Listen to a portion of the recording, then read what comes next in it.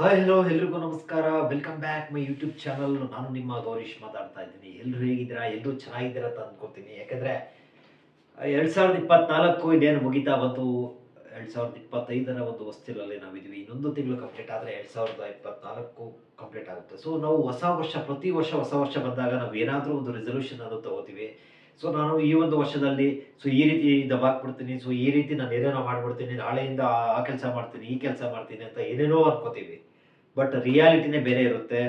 ಯಾಕೆಂದ್ರೆ ಇದು ಎಲ್ಲರೂ ಅಂತ ಹೇಳ್ತಾ ಇಲ್ಲ, ಕೆಲವರು ಮಾತ್ರ, ಅದರಲ್ಲೂ 100ಕ್ಕೆ 80-90% ಜನ ಮಾಡ್ತಕ್ಕಂಥ ಒಂದು ಕಾಮನ್ ಮಿಸ್ಟೇಕ್ ಅಂತ ನಾನು ಹೇಳೋದಕ್ಕೆ ಇಷ್ಟಪಡ್ತೀನಿ. ಯಾಕಂದ್ರೆ 100 ಜನರಲ್ಲಿ 90 ಜನ ನಾನು ಬೆಳಗ್ಗೆ ಎದ್ಮೇಲೆ ಜಿಮ್ ಮಾಡ್ತೀನಿ, ಯೋಗ ಮಾಡ್ತೀನಿ, ಇನ್ನೊಂದು ಮತ್ತೊಂದು ಅಂತ ಹೇಳಿ ಸ್ಟೇಟಸ್ಗೆ ಹಾಕೋತಾರೆ. ಹೊಸ ವರ್ಷದ ಹಿಂದಿನ ದಿನ, ಹೊಸ ವರ್ಷದ ದಿನ ಮಾಡ್ತಾರೆ.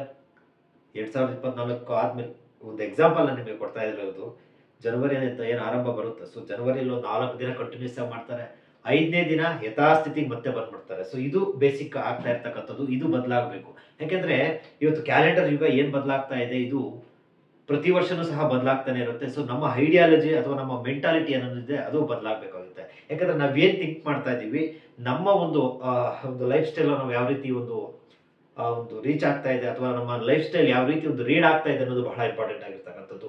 ನಾವೇನೋ ಅನ್ಕೋತೀವಿ ಅಥವಾ ಇನ್ನೇನೋ ಅನ್ಎಕ್ಸ್ಪೆಕ್ಟೆಡ್ ಆಗಿ ಆಗ್ಬಿಡ್ತದೆ. ಬಟ್ ನಾವೇನು ರಿಯಾಲಿಟಿನ ನಾವು ಅರ್ಥ ಮಾಡ್ಕೊಳ್ಬೇಕು. ಸೊ ನಾವು ಅನ್ಕೊಂಡಂತೆ ನಮ್ಮ ಲೈಫ್ ಇರಲ್ಲ, ಅದಂತೂ ಸತ್ಯ.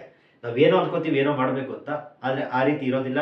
But adjust ಆಗ್ಬೇಕಾಗುತ್ತೆ. ಸೊ ಪ್ರತಿಯೊಂದು ಸನ್ನಿವೇಶ ಅಥವಾ ಪ್ರತಿಯೊಂದು ಒಂದು ಸಿಚುವೇಶನ್ಗೂ ಪ್ರತಿಯೊಬ್ಬ ಮನುಷ್ಯನು ಸಹ ಅಡ್ಜಸ್ಟ್ ಆಗ್ಬೇಕಾಗುತ್ತೆ. ಸೊ ಯಾವುದು ಸಹ ಇಲ್ಲಿ ಡಿಪೆಂಡಿಂಗ್ ಆಗಿರಲ್ಲ. ಅಂಡ್ ಮತ್ತೊಂದು ಏನಪ್ಪಾ ಅಂದ್ರೆ, ನಾವೇನ್ ಥಿಂಕ್ ಮಾಡ್ತಾ ಇದೀವಿ ಅದು ರಿಯಾಲಿಟಿಗೆ ಹತ್ರ ಇರಬೇಕು, ಅಥವಾ ರಿಯಾಲಿಟಿಯನ್ನ ತೋರಿಸುವಂತೆ ಇರಬೇಕು. ನಾನೇನೋ ಥಿಂಕ್ ಮಾಡೋದು ಅಥವಾ ರಿಯಾಲಿಟಿ ಇನ್ನೇನೋ ಆಗುತ್ತೆ ಅನ್ನೋದಾದ್ರೆ ಅದು ಸಮಂಜಸವಾಗಿರೋದಿಲ್ಲ. ಸೊ ಆ ಒಂದು ಕಾರಣ ಕೇಳ್ತಾ ಇದ್ದೀನಿ, ಲೈಫಲ್ಲಿ ಕನಸನ್ನ ಕಾಣಿ. ಕನಸು ಇಷ್ಟರ ಮಟ್ಟಿಗೆ ಕಾಣ್ತೀರ ಅಂದ್ರೆ ಆ ಕನಸು 100% ಆ ಕನಸು ನನ್ಸಾಗೆ ಆಗುತ್ತೆ. ಅಟ್ಲೀಸ್ಟ್ ಕೊನೆ ಪಕ್ಷ 80-90% ಆದ್ರೂ ಆ ಕನಸನ್ನ ರೀಚ್ ಆಗುವಂತ ಒಂದು ಪ್ರಯತ್ನವನ್ನು ನಾವು ಮಾಡಬೇಕಾಗುತ್ತೆ. So welcome back my channel. ನಾನು ನಿಮ್ಮ ಗೌರೀಶ್ ಮಾತಾಡ್ತಾ ಇದ್ದೀನಿ. ಹಿಂದಿನಂತೆ ಮತ್ತೊಮ್ಮೆ ನನ್ನ ವಿಡಿಯೋದಲ್ಲಿ ಕೆಲವೊಂದಿಷ್ಟು ಮೋಟಿವೇಶನ್ ಒಂದು ವಿಚಾರಗಳಿಗೆ ಸಂಬಂಧಪಟ್ಟಂತೆ ಕೆಲವೊಂದಿಷ್ಟು ಟಿಪ್ಸ್ ಅನ್ನ ಕೊಡಬೇಕಂತ ಈ ಒಂದು ವಿಡಿಯೋನ ಮಾಡ್ತಾ ಇರ್ತಕ್ಕಂಥದ್ದು. ವಿಡಿಯೋನ ಎಲ್ಲೂ ಸ್ಕಿಪ್ ಮಾಡೋದಕ್ಕೆ ಹೋಗ್ಬೇಡಿ. ಸೊ ಸ್ನೇಹಿತರೆ, ಸಾಕಷ್ಟು ವಿಡಿಯೋಗಳಲ್ಲಿ ನಾನು ನಿಮ್ಗೆ ಹೇಳಿದ್ದೆ, ಸೊ ಲೈಫು ಅಥವಾ ಲೈಫಲ್ಲಿ ಕೆಲವರೊಂದು ಒಂದು ಲೈಫಲ್ಲಿ ಅವ್ರು ಏನು ಥಿಂಕ್ ಮಾಡ್ತಾರೋ ಅದೆಲ್ಲವೂ ಸಹ ಉಲ್ಟಾ ಪಲ್ಟಾ ಆಗ್ಬಿಡುತ್ತೆ. ಸೊ ರಿಯಾಲಿಟಿನೇ ಬೇರೆ ಇರುತ್ತೆ.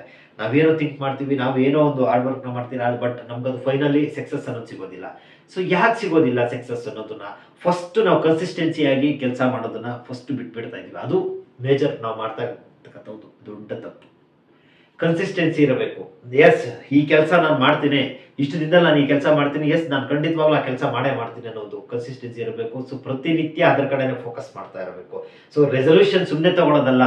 ಸೊ ರೆಸೊಲ್ಯೂಷನ್ ಇವತ್ತಿಂದ ನಾಳೆಯಿಂದ ನಾನು ಏನೋ ದಬಾಕ್ಬಿಡ್ತೀನಿ ಆ ರೀತಿ ಮಾತಾಡೋದಲ್ಲ, ಆ ರೀತಿ ಒಂದು ಸ್ಟೇಟಸ್ಗಳು ಹಾಕೊಳ್ಳೋದು ಅಲ್ಲ. ಆ ಒಂದು ಸ್ಟೇಟಸ್ ಹಾಕಿದ ತಕ್ಕಂತೆ ನಾನು ಶೋ ಮಾಡಬಲ್ಲೆ, ಅಥವಾ ಶ್ಯೂರ್ ಈ ಒಂದು ಕೆಲಸವನ್ನ, ಈ ಒಂದು ರೆಸೊಲ್ಯೂಷನ್ ನಾನು ಸಾಧಿಸಿ ತೋರಿಸ್ತೀನಿ ಅನ್ನೋದು ಛಲ ನಮ್ಮಲ್ಲಿ ಇರಬೇಕಾಗುತ್ತೆ. ಸೊ ಇವತ್ತಿನ ಯಂಗ್ಸ್ಟರ್ಸ್ ಅಲ್ಲಿ ಬಹಳಷ್ಟು ಜನ, ಪರ್ಸೆಂಟೇಜ್ ಲೆಕ್ಕ ಹೇಳೋದಕ್ಕೆ ಹೋಗಲ್ಲ ನಾನು, ಬಹಳಷ್ಟು ಜನರಿಗೆ ಇವತ್ತು ಆ ಒಂದು ರೆಸೊಲ್ಯೂಷನ್ ಅಂದ್ರೆ ಏನಂತ ಗೊತ್ತಿಲ್ಲ. ಸೊ ರೆಸೊಲ್ಯೂಷನ್ ನಾವು ಯಾಕೆ ತಗೋಬೇಕು ಅನ್ನೋದು ಸಹ ಗೊತ್ತಿಲ್ಲ. ಪ್ರತಿನಿತ್ಯದ ಒಂದು ಸಮಯವನ್ನ ಕಳೀತಾ ಇದ್ದಾರೆ, ವ್ಯರ್ಥ ಮಾಡ್ತಾ ಇದ್ದಾರೆ. ಇವತ್ತಿನ ಸೋಷಿಯಲ್ ಮೀಡಿಯಾ ನೀವು ನೋಡಬಹುದು ಎಷ್ಟರ ಮಟ್ಟಿಗೆ ಒಂದು ಪಾಸಿಟಿವ್ ಆಗಿ ಎಫೆಕ್ಟಿವ್ ಆಗ್ತಾ ಇದೆ, ನೆಗೆಟಿವ್ ಆಗಿ ಎಫೆಕ್ಟ್ ಆಗ್ತಾ ಇದೆ. ಪಾಸಿಟಿವ್ ಗಿಂತ ನೆಗೆಟಿವ್ ಬೇಗ ರೀಚ್ ಆಗ್ತಾ ಇರ್ತಕ್ಕಂಥದ್ದು, ಇದು ಮೇಜರ್ ಆಗಿ ಮಿಸ್ಟೇಕ್ ಆಗ್ತಾ ಇರ್ತಕ್ಕಂಥದ್ದು ನಮ್ಮ ಯಂಗ್ಸ್ಟರ್ಸ್ಗೆ. ಸೊ ಇದು ಬದಲಾಗಬೇಕು. ಒಳ್ಳೊಳ್ಳೆ ಕನಸುಗಳನ್ನ ಕಾಣಬೇಕು, ಒಳ್ಳೊಳ್ಳೆ ರಿಸ್ಕ್ ಅನ್ನ ತಗೋಬೇಕು. ಈ ಏಜ್ ಅಲ್ಲಿ ರಿಸ್ಕ್ ತಗೊಂಡಿಲ್ಲ ಅಂದ್ರೆ ಮತ್ತೆ ಯಾವ ಏಜ್ ಅಲ್ಲಿ ವಯಸ್ಸಾಗೋದು ರಿಸ್ಕ್ ತಗೊಳಕಾಗುತ್ತಾ? ಸೊ ಎಂತ ಏಜ್ ರೀ ನಿಮ್ದು, 20-30 ಅಂತ ಗೋಲ್ಡನ್ ಏಜ್ ಗೊತ್ತಾ? ಸೊ ಕೆಲಸ ಹುಡ್ಕೋ ಇದ್ರಲ್ಲೇ ನಾವು ಕಳೆದು ಬಿಡ್ತೀವಿ ವಿನಃ ಹೊಸ ಸ್ಕಿಲ್ ಅನ್ನ ಕಳೆಯೋದಿರ್ಬೋದು, ಅಥವಾ ಒಂದು ರೆಸೊಲ್ಯೂಷನ್, ಒಂದು ಟಫ್ ರೆಸೊಲ್ಯೂಷನ್ ತಗೊಳ್ಳೋದನ್ನ, ಈ ರೀತಿ ಒಂದು ರೆಸೊಲ್ಯೂಷನ್ ಎಷ್ಟು ಜನ ತಗೊಂಡಿದ್ದೀರಾ? ಅದು ಇಂಪಾರ್ಟೆಂಟ್ ಆಗಿರ್ತಕ್ಕಂಥದ್ದು. ಯಾವುದೇ ಒಂದು ಹಂತ ಅಂತ ಬಂದಾಗ, ಅಥವಾ ಯಾವುದೇ ಒಂದು ಸನ್ನಿವೇಶ ಅಂತ ಬಂದಾಗ, ಆ ಒಂದು ಸನ್ನಿವೇಶವನ್ನ, ಕ್ಲಿಷ್ಟಕರವಾದಂತಹ ಒಂದು ಸನ್ನಿವೇಶವನ್ನ ನಾನು ಎದುರಿಸ್ತೀನಿ, ಆ ತಾಕತ್ತು ನನಗಿದೆ, ಅದು ಆ ಒಂದು ಕೆಪಾಸಿಟಿ ನನಗಿದೆ ಅನ್ನೋದನ್ನ ನಾವು ಫಸ್ಟ್ ಅರ್ಥ ಮಾಡ್ಕೊಳ್ಬೇಕು. ರೆಸೊಲ್ಯೂಷನ್ ಅನ್ನು ತಗೊಳ್ಳಿ ಫಸ್ಟ್. ನಾನು ಈ ಒಂದು ವರ್ಷದಲ್ಲಿ ಈ ರೀತಿ ಮಾಡ್ತೀನಿ, ಎಸ್ 2025 ನಾನು ಈ ಒಂದು ಕೆಲಸ ಖಂಡಿತವಾಗ್ಲೂ ನಾನು ಮಾಡೇ ಮಾಡ್ತೀನಿ ಅಂತ.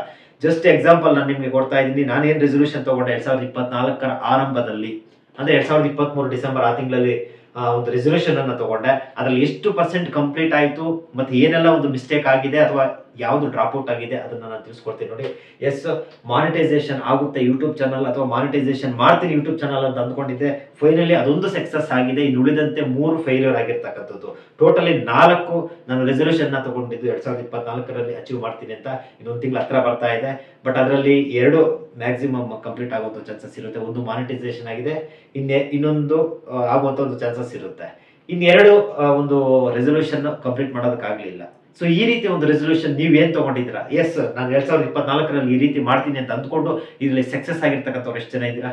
ಸೊ ಅಥವಾ ನಾನು ಈ ರೀತಿ ಸಕ್ಸಸ್ ಆಗಬೇಕು ಅಂತ ನಾನು ಅಥವಾ ಇನ್ನೇನಾದ್ರೂ ರೆಸಲ್ಯೂಷನ್ ತಗೊಂಡು ಈ ರೀತಿ ಏನು ಮಾಡೋಕ್ಕಾಗಿಲ್ಲ ಅನ್ನೋ ಒಂದು ಎಷ್ಟು ಜನ ಇದ್ದೀರಾ? ಕಮೆಂಟ್ ಬೇಕಾದ್ರೆ ಮಾಡಿ. ವೀಕ್ಷಕರೇ, ರೆಸಲ್ಯೂಷನ್ ತಗೋಬೇಕು, ಕನಸು ಕಾಣಬೇಕು, ದೊಡ್ಡ ದೊಡ್ಡ ಮಟ್ಟದಲ್ಲಿ ಕನಸು ಕಾಣಬೇಕು. ಯಾಕಂದ್ರೆ ಯಾರು ಯಾವಾಗ ಏನಾಗ್ತಾರೋ ಗೊತ್ತಿಲ್ಲ.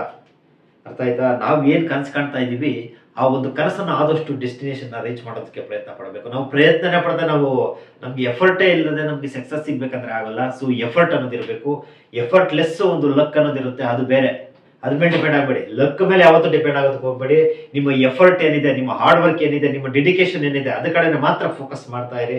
ಸೊ ಒಂದು ಫಾರ್ ಎಕ್ಸಾಂಪಲ್ ಹೇಳೋದಾದ್ರೆ, ನಾನು ನನ್ನ ಯೂಟ್ಯೂಬ್ ಚಾನಲ್ ಅಲ್ಲಿ ಮಾನಿಟೈಸೇಷನ್ ಆಗ್ಲೇಬೇಕು ಅಂತ ಒಂದು ಡಿಪೆಂಡ್ ಹಾಕೊಂಡು ಯಾವುದೇ ಆಗ್ಲೇಬೇಕು ಅನ್ನೋ ಒಂದು ಚಾಲೆಂಜ್ ಅನ್ನು ಹಾಕೊಂಡಿದ್ದೆ, ಒಂದು ಡೆಡಿಕೇಶನ್ ಇಟ್ಕೊಂಡಿದ್ದೆ. ಲಾಸ್ಟ್ 2 months ಅಲ್ಲಿ ಎಷ್ಟು ಕಷ್ಟಪಟ್ಟಿದ್ದೆ ನನಗೆ ಗೊತ್ತು. ಸೊ ಇಷ್ಟು ಹಾರ್ಡ್ ವರ್ಕ್ ಹಾಕಿದ್ದೀನಿ ಅದು ನನಗೆ ಗೊತ್ತು. ಸೊ ಆ ಒಂದು ಕಾರಣದಿಂದ ಹೇಳ್ತಾ ಇದ್ದೀನಿ, ಈ ಏಜ್ ಅಲ್ಲಿ 20ರಿಂದ 30 ನೀವು ಏನ್ ಡಿಸಿಷನ್ ತಗೊಳ್ತೀರಾ, ರೈಟ್ ಆರ್ ರಾಂಗ್ ಅದು ಸೆಕೆಂಡ್ರಿ. ಬಟ್ ನಿಮ್ಮ ಒಂದು ಡೆಡಿಕೇಶನ್ ಬಹಳ ಇಂಪಾರ್ಟೆಂಟ್ ಆಗಿರ್ತಕ್ಕಂಥದ್ದು. ಈ ಡೆಡಿಕೇಶನ್ ಇಲ್ಲ ಅಂದ್ರೆ ನೀವು ಲೈಫ್ ಅಲ್ಲಿ ಏನು ಅಚೀವ್ ಮಾಡೋದಕ್ಕೆ ಆಗೋದಿಲ್ಲ. ಸೊ ಪ್ರತಿನಿತ್ಯ ದಿನ ಅನ್ನೋದು ಕಳೀತಾ ಇರುತ್ತೆ. ಸೊ 24 hours ಆದ್ರೆ ಒಂದು ದಿನ ಕಳೀತಾ ಇರುತ್ತೆ. ಅರ್ಥ ಮಾಡ್ಕೊಳ್ಳಿ. ನಿಮ್ಮ ಬದುಕಲ್ಲಿ, ನಿಮ್ಮ ಜೀವನದಲ್ಲಿ ಒಂದೊಂದು ದಿನ ಅನ್ನೋದು ಮೈನಸ್ ಆಗ್ತಾ ಇರುತ್ತೆ. ಅದು 50 ವರ್ಷ ಇರ್ಬೋದು, 100 ವರ್ಷ ಇರ್ಬೋದು. ಸೊ ಇವತ್ತು ತಿಂತಾ ಇರ್ತಕ್ಕಂಥ ಫುಡ್ ಅಥವಾ ಇವತ್ತು ಉಸಿರಾಡ್ತಕ್ಕಂಥ ಗಾಳಿ, ಇವತ್ತಿನ ಒಂದು ಪರಿಸರ ನಾವು ನೋಡೋದಾದ್ರೆ 100 ವರ್ಷ ಯಾರು ಬದುಕ್ತೀವಿ ಅಂತ ನಮ್ಗೆ ಅನ್ಸಲ್ಲ. ಸೊ ಆ ಒಂದು ಕಾರಣದಿಂದ ಇರೋದು 50-60 years ಅಲ್ಲಿ ನಾವು ಏನ್ ಅಚೀವ್ ಮಾಡ್ತೀವಿ, ಈಗಾಗಲೇ 20-30 ವರ್ಷ ಆಗೋತಾ ಬಂತು. ಸೊ ಇನ್ನು ಉಳಿದಿರ್ತಕ್ಕಂಥ ಅರ್ಧ ವರ್ಷದಲ್ಲಿ ನಾವು ಏನ್ ಪ್ಲಾನಿಂಗ್ಸ್ ನ ಮಾಡ್ತೀವಿ, ಯಾವ ರೀತಿ ಒಂದು ಅಚೀವ್ಮೆಂಟ್ ಮಾಡ್ಕೋತೀವಿ. 20-30 ಆದ್ರೆ ಮದುವೆ ಮಾಡ್ಕೋತೀವಿ, ಮದುವೆ ಆದ್ಮೇಲೆ ಮಕ್ಕಳು, ಸಂಸಾರ ಇದೇ ಆಗೋಗ್ಬಿಡುತ್ತೆ. ಬಟ್ ನಾವು ಅಚೀವ್ ಮಾಡೋದು ಯಾವಾಗ? ಪ್ರತಿಯೊಬ್ಬರಿಗೂ ಜೀವನದಲ್ಲಿ ಒಂದು ಗೋಲ್ ಅನ್ನೋದಿರುತ್ತೆ, ಒಂದು ಕನಸು ಅನ್ನೋದಿರುತ್ತೆ, ಒಂದು ದೊಡ್ಡ ದೊಡ್ಡ ಗುರಿ ಅನ್ನೋದಿರುತ್ತೆ. ಗುರಿಯನ್ನ ಕೇವಲ ಕಾಟಾಚಾರಕ್ಕೆ ಕಾಣೋದಲ್ಲ, ಕಾಣಿದ ತಕ್ಷಣ ಅದಕ್ಕೆ ಹಾರ್ಡ್ ವರ್ಕ್ ಅನ್ನೋದು ಬೇಕು, ಡೆಡಿಕೇಶನ್ ಅನ್ನೋದು ಬೇಕು. ಎಸ್, ನಾನು ಈ ಒಂದು ಏಜ್ ಅಲ್ಲಿ ಇದನ್ನ ಅಚೀವ್ ಮಾಡ್ತೀನಿ. ಸೊ ಎಲ್ರಿಗೂ ಅದೃಷ್ಟ ಅನ್ನೋದು ಸಿಗೋದಿಲ್ಲ, ಅಥವಾ ಎಲ್ರಿಗೂ ಒಂದು ಅವಕಾಶಗಳು ಸಿಗೋದಿಲ್ಲ. ಅಂತ ಅವಕಾಶಗಳು ನಿಮ್ಗೆ ಸಿಕ್ಕಾಗ ಅದನ್ನ ಆಪರ್ಚುನಿಟಿನ ಉಪಯೋಗಿಸ್ಕೊಳ್ಬೇಕು. ಯಾಕಂದ್ರೆ 20ರಿಂದ 30 ಏಜ್ ಅನ್ನೋದು ಗೋಲ್ಡನ್ ಏಜ್ ಅಂತ ನನ್ನ ಪ್ರಕಾರ. ಈ ಏಜ್ ಅಲ್ಲಿ ನಾವು ಏನು ಸ್ಕಿಲ್ಸ್ ನ ಕಲಿತೀವಿ, ಅಥವಾ ಈ ಏಜ್ ಅಲ್ಲಿ ನಾವೇನು ಒಂದು ಹಾರ್ಡ್ ವರ್ಕ್ ಆಗ್ತೀರಿ, ಬಹಳ ಇಂಪಾರ್ಟೆಂಟ್ ಆಗಿರ್ತಕ್ಕಂಥದ್ದು. ನಮ್ಮ ಲೈಫ್ ಅನ್ನ ತಿರುಗಿಸುವಂತ ಒಂದು ಗೋಲ್ಡನ್ ಏಜ್. 30 ದಾಟಿದ್ರೆ ಸಮಸ್ಯೆಗಳು ಜಾಸ್ತಿ ಬರ್ತಾ ಇರ್ತಕ್ಕಂಥದ್ದು. ಸೊ 40+ ಆದ್ರೆ ಇನ್ನಷ್ಟು ಸಮಸ್ಯೆಗಳು ಬರ್ತವೆ. ಸೊ ಫ್ಯಾಮಿಲಿ ಇನ್ನೊಂದು ಮತ್ತೊಂದು ಇದೇ ಸರಿ ಹೋಗುತ್ತೆ, ಏನು ಅಚೀವ್ ಮಾಡೋದಕ್ಕಾಗಲ್ಲ. ಈ 20ರಿಂದ 30 ನೀವು ಕಾಲೇಜ್ ಇರ್ಬೋದು ಅಥವಾ ಕೆಲಸ ಹುಡ್ಕೊಂತ ಒಂದು ಸಂದರ್ಭ ಇರ್ಬೋದು. ಸೊ ಈ ಒಂದು ಏಜ್ ಅನ್ನ ನೀವು ಬಹಳ ಅದ್ಭುತವಾಗಿ ಉಪಯೋಗಿಸ್ಕೊಂಡಾಗ ಮಾತ್ರ ನಿಮ್ಮ ಡೆಡಿಕೇಶನ್ ಅಥವಾ ನಿಮ್ಮ ರಿಸಲ್ಯೂಷನ್ ಏನೇನಿದೆ ಅದನ್ನ ನೀವು ಟಾರ್ಗೆಟ್ ನ ರೀಚ್ ಮಾಡ್ಕೊಳ್ಬಹುದು. ಅದರ್ವೈಸ್ ನೀವು ಟಾರ್ಗೆಟ್ ನ ರೀಚ್ ಮಾಡೋದಕ್ಕೆ ಆಗೋದು. ಯಾರು ಇವನು ತಲೆ ಬುಡ ಇದ್ರೆ ಏನೇನೋ ಮಾತಾಡ್ತಾ ಇದ್ದಾನೆ ಅಂತ ನಾನು ರಿಯಾಲಿಟಿನ ಅರ್ಥ ಮಾಡ್ಕೊಂಡು ನನಗಾಗಿರ್ತಕ್ಕಂಥ ಒಂದು ಎಕ್ಸ್ಪೀರಿಯನ್ಸ್ ನಾನು ಇಲ್ಲಿ ಶೇರ್ ಮಾಡ್ಕೊಳ್ತಾ ಇರ್ತಕ್ಕಂಥದ್ದು. ನೀವು ಅಷ್ಟೇ. ಸೊ ಯಾವುದೇ ಕಾರಣಕ್ಕೂ ಒಂದು ಟೈಮ್ ಅನ್ನ ವೇಸ್ಟ್ ಮಾಡ್ಕೊಳ್ಳೋದಕ್ಕೆ ಹೋಗ್ಬೇಡಿ. ನಿಮ್ಮ ಲೈಫ್ ಅಲ್ಲಿ 24 hours ಕಳೀತಂದ್ರೆ ಒಂದು ದಿನ ಮೈನಸ್ ಆದಂಗೆ ಲೆಕ್ಕ.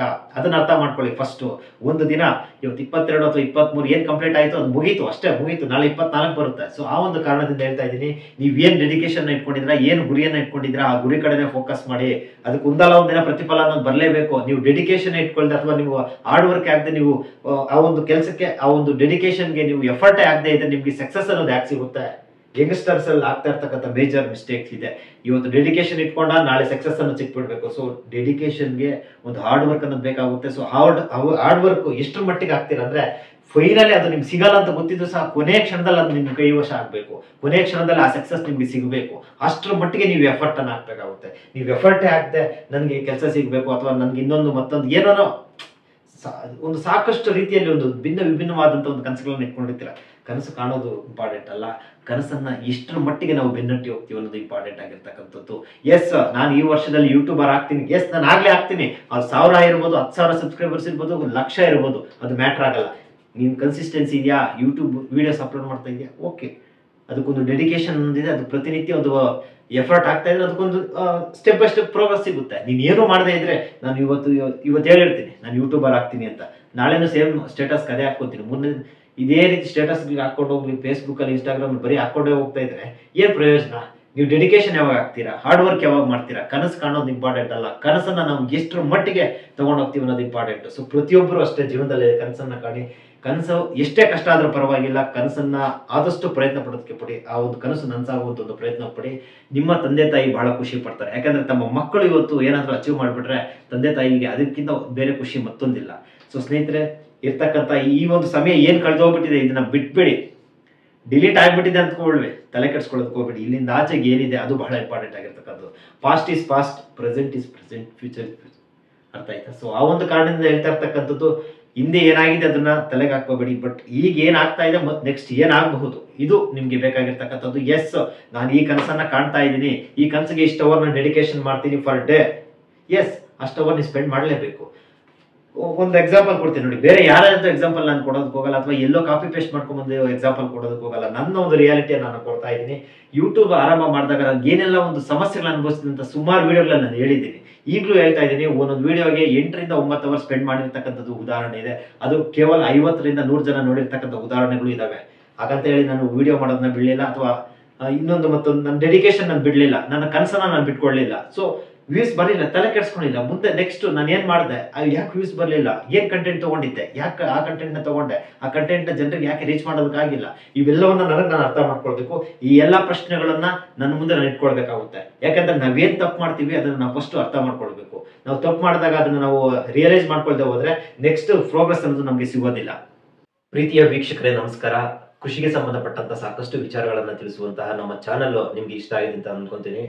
ಅದರ ಜೊತೆಗೆ ಕರ್ನಾಟಕದಲ್ಲಿರ್ತಕ್ಕಂಥ ಬಹುತೇಕ ರೈತರನ್ನ ಪರಿಚಯಿಸುವಂತ ಒಂದು ಪ್ರಯತ್ನಕ್ಕೆ ತಾವೆಲ್ಲರೂ ಸಹ ನೈತಿಕ ಬೆಂಬಲವನ್ನ ಕೊಡ್ತಾ ಇದ್ದೀರಾ. ಅದರ ಜೊತೆಗೆ ಒಂದಷ್ಟು ಆರ್ಥಿಕ ಬೆಂಬಲವನ್ನ ಕೊಟ್ಟು ನಮ್ಮ ಚಾನೆಲ್ಗೆ ಸಬ್ಸ್ಕ್ರೈಬ್ ಮಾಡಿಕೊಂಡು ಸಪೋರ್ಟ್ ಮಾಡಿ, ಶೇರ್ ಮಾಡೋದನ್ನ ಮರಿಬಾರ್ದು. ಸೊ ಅದರ ಜೊತೆಗೆ ಒಂದಷ್ಟು ವಿಡಿಯೋಗಳ ಮುಖಾಂತರ ತಮಗೆ ಉಪಯುಕ್ತವಾಗಿರ್ತಕ್ಕಂಥ ಒಂದು ಮಾಹಿತಿಗಳನ್ನ ತಿಳಿಸ್ಕೊಡ್ತಾ ಇದ್ದೀನಿ. ಸೊ ಇಂತಹ ಒಂದು ವಿಚಾರಗಳನ್ನ ಆದಷ್ಟು ಶೇರ್ ಮಾಡೋದ್ರ ಮುಖಾಂತರ ನಮಗೆ ಸಪೋರ್ಟ್ ಮಾಡಿ. ಮುಂದಿನ ದಿನಗಳಲ್ಲಿ ಕರ್ನಾಟಕ ಸುತ್ತುವಂತ ಈ ಒಂದು ಪ್ರಯತ್ನಕ್ಕೆ ತಾವೆಲ್ಲರೂ ಸಹ ಜೊತೆಗೂಡಿ, ಅದರ ಜೊತೆಗೆ ನಮ್ಮ ಒಂದು ಇತಿಹಾಸ ಇರ್ತಕ್ಕಂಥದ್ದು, ನಮ್ಮ ಒಂದು ರೈತರಿಗೆ ಸಂಬಂಧಪಟ್ಟಂತೆ, ಸೊ ಕೃಷಿಗೆ ಸಂಬಂಧಪಟ್ಟಂತೆ ಸಾಕಷ್ಟು ವಿಚಾರಗಳನ್ನ ಎಲ್ಲರೂ ಸಹ ತಿಳಿಸ್ಕೊಡುವಂತ ಒಂದು ಪ್ರಯತ್ನವನ್ನ ಮಾಡೋದಿಲ್ಲ. ಸೊ ಅಂತ ಒಂದು ಪ್ರಯತ್ನವನ್ನ ನಾನು ಮಾಡ್ತಾ ಇದ್ದೀನಿ. ಸಾಧಕರನ್ನ, ಅನೇಕ ರೈತರನ್ನ ನಾನು ನಿಮಗೆ ಪರಿಚಯಿಸುವಂತ ಒಂದು ಪ್ರಯತ್ನವನ್ನ ಮಾಡ್ತೇನೆ.